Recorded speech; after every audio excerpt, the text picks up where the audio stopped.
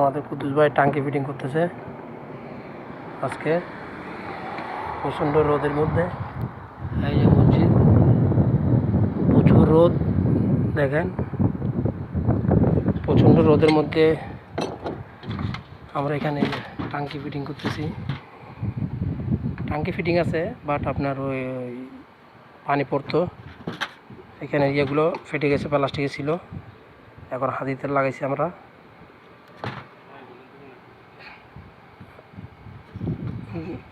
এই যে দাঁড়া নামে, এই যে এটাও লাগাইলাম পুরোটা।